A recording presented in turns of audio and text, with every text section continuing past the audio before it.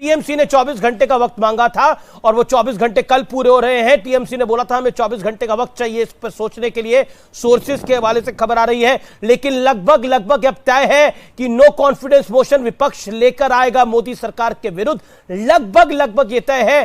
तारीख समय ये विपक्ष निर्धारित करेगा और कल निर्धारित हो जाएगा ये। चरण सिंह सापरा, क्या आपको लगता है जो बीजेपी कह रही है इस समय कि आप लेके आइए, लेकिन यह सब पता लग जाएगा कि आपके असल मन में क्या था? और आपने एक लाइन बोली थी कि पीडीपी जो है वो एंटी इंडिया है, पीडीपी बीजेपी के साथ थी तो बीजेपी एंटी इंडिया हो गई। आज वो आपके गठबंधन के साथ है तो वो एंटी इंडिया हो जाएगा।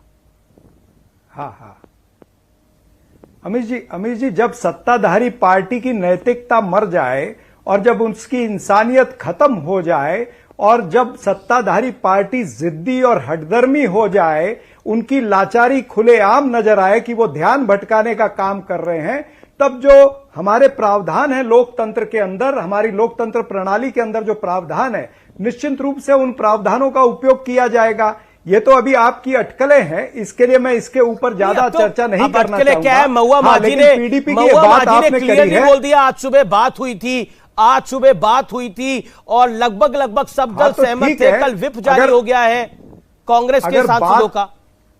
अगर बात हुई है, क्योंकि देखिए मैं तो कोई सांसद नहीं हूं, मैं संसदीय प्रणाली का भाग नहीं हूं, इसलिए संसदीय प्रणाली में जितने प्रावधान हैं वो विपक्ष और इंडिया जो है वो जरूर उसका वापर करेगा। हम बताएंगे पूरे देश को। एनडीए के खेमे से बड़ी खबर है, एनडीए के कुछ घटक दल नहीं चाहते कि नो कॉन्फिडेंस मोशन आए। उनका कहना है कि अगर ऐसा होगा तो मैसेज गलत जाएगा। Sudhanshu Trivedi, your first reaction. India की आप बात कर रहे थे, यहां एनडीए पे सवाल खड़ा हो गया है। सोर्सेज के हवाले से खबर है आपके दो दल नहीं चाहते ये नो कॉन्फिडेंस मोशन आए, इससे आप ही पे सवाल खड़ा हो जाएगा। बड़ी बात है, ये दो दल कौन से हैं? कहीं महाराष्ट्र वाले तो नहीं है दोनों दल? सुधांशु त्रिवेदी, क्या करिएगा? मान्यवर, मैं पहली बात तो कहना चाहूंगा ये जानकारी मुझे आप ही के चैनल में बैठ के डिबेट में मिली है। दूसरी बात, एनडीए के घटक दल नहीं चाहते कि नो कॉन्फिडेंस मोशन आए, तो नो कॉन्फिडेंस तो एनडीए का विषय ही नहीं है, ये तो सो कॉल्ड इंडिया का विषय है। उनका तो कहना है कि विपक्ष को अगर लाएंगे तो सरकार की छवि पे और चाहने का कोई औचित्य नहीं है उनका मानना है। और ये हमारा डोमेन तो विपक्ष का है। देखिए इंपैक्ट किस पे क्या पड़ेगा ये तो आने वाले वक्त, ठीक है। प्रियंका कक्कड़ सबसे ज्यादा जनता पे पड़ेगा। The game is on.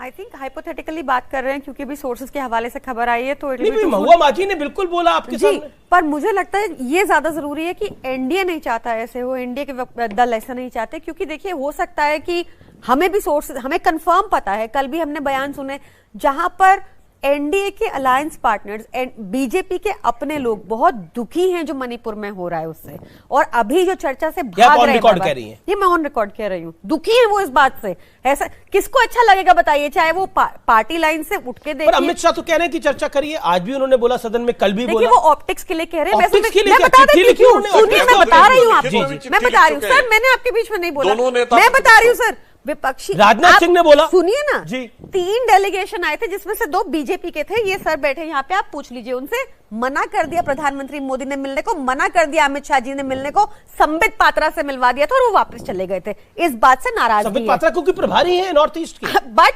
North east के प्रभारी उड़ीसा से चुनाव लड़ने की तैयारी हो रही है, ऐसे कैसे? सुनिए, तो ना प्रधानमंत्री मिलने को रेडी हुए, ना अमित शाह जी मिलने को रेडी हुए, ना संबित पात्रा मणिपुर गए। अगर वो प्रभारी है तो ना वो एक विजिट दिखा दीजिए गए। अच्छा, ये जो ऑप्टिक्स है, क्या गृह मंत्री, रक्षा मंत्री ऑप्टिक्स निभा रहे हैं सुधांशु त्रिवेदी, जो प्रियंका जी इशारा कर रही हैं? देखिए, गृह मंत्री और रक्षा मंत्री जी जो बोल रहे हैं वो अपने मन का भाव बोल रहे हैं। राजनाथ सिंह जी ने परसों बहुत स्पष्ट तरीके से कहा था कि विपक्ष की मंशा नहीं लग रही है कि वो चर्चा करें। आज गृह मंत्री अमित शाह जी ने बहुत साफ साफ कहा कि हम पूरी तरीके से चर्चा को तैयार हैं, और आज उन्होंने रिटर्न लेटर भी भेज दिया। अब गेंद पूरी तरीके से इनके पाले में, और जो प्रधानमंत्री जी ने आशंका व्यक्त की थी वही हुआ। अब जब लिखित पत्र आ गया गृह मंत्री जी का, तो आप कहने लगा विश्वास प्रस्ताव की बात करेंगे। अब अविश्वास प्रस्ताव की बात करेंगे, क्योंकि अब इनको लग रहा है कि ये जनता के सामने एक्सपोज होते जा रहे हैं कि मणिपुर पर चर्चा से भाग रहे हैं। तो अब चर्चा से भागने का एक तरीका है अविश्वास प्रस्ताव जैसा कोई शगुफा ले आओ। नहीं, आपके लिए अविश्वास प्रस्ताव इंपॉर्टेंट है या मणिपुर इंपॉर्टेंट है? दोनों ही या एक सोर्स बेस्ड आपके न्यूज़ लिए है, जी एक अच्छा ठीक रियल है न्यूज़ ठीक है है। मैं आपसे सवाल पूछ रहा हूं ना, चलिए सोर्स बेस्ड न्यूज पे सवाल तो पूछने का अधिकार है हमारा मैडम। मैं आपसे पूछ रहा हूं आपके लिए महिलाओं की अस्मिता पर सवाल ज्यादा इंपॉर्टेंट है या नो कॉन्फिडेंस मोशन इंपॉर्टेंट है? अगर आप महिलाओं की अस्मिता की बात करेंगे तो उसके लिए एक पूरी डिबेट अलग होनी चाहिए, क्योंकि एनसीआरबी का डाटा उठाएंगे तो उसमें सारे पहले 13 राज्य भाजपा शासित है जिसमें महिलाओं के प्रति क्राइम बढ़ा है। ब्रिजभूषण जनता पार्टी बोला जाता है इनको, किसी बंगाल को लेकर आप क्या कहती हैं? जहां भी हिंसा हो विमेन अगेंस्ट, राजस्थान को लेकर आप जहां भी हिंसा हो विमेन के तो अगेंस्ट, करिए बात, कौन मना कर रहा है? देखिए आप रेप वर्सेस रेप मत करिए, ये गेम नहीं है। गेम नहीं, सवाल तो है ना मैडम। आप रेप वर्सेस रेप मत कीजिए। Manipur is a larger issue because वहां पर न्यूज सप्रेस की जा रही है। Bengal is not a larger issue. Of course it is when it comes जहां पर गैंग रेप होता है एक लड़की का, वो लार्जर इशू नहीं है। जहां उसको नग्न करके घुमाया जाता है वो लार्जर इशू नहीं है मैडम। क्या ये गलत इंफॉर्मेशन दे रहे हैं? मैं बिल्कुल गलत इंफॉर्मेशन नहीं दे रहा। ऐसा नहीं हुआ है, आपको पता है बंगाल में क्या हुआ। और खैर मैं ये नहीं